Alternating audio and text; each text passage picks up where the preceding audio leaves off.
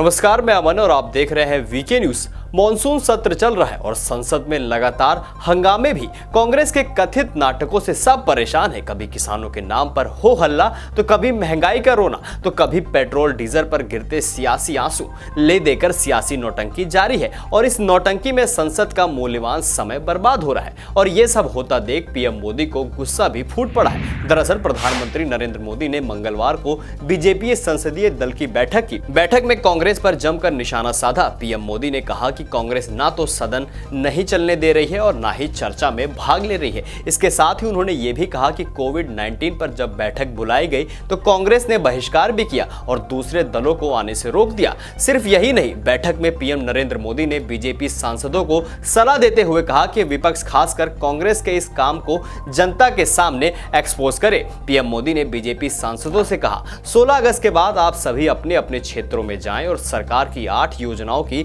जानकारी दें। इसके साथ ही 75 साल से जो हो रहा है उसको लेकर अगले 25 साल के लिए लोगों के बीच जागरूकता फैलाएं।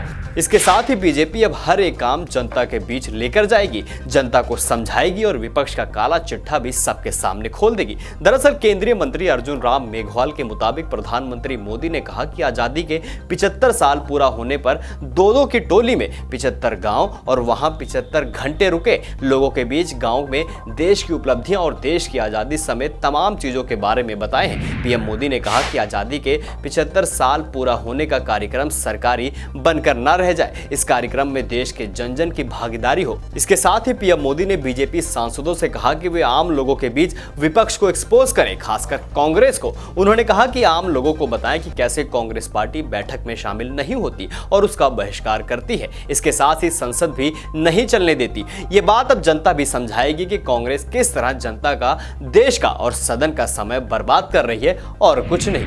अब आपकी क्या राय इस पूरी खबर को लेकर हमें कमेंट सेक्शन में कमेंट करके जरूर बताइए। ऐसी तमाम बड़ी खबरों को देखने के लिए देखते रहे वीके न्यूज।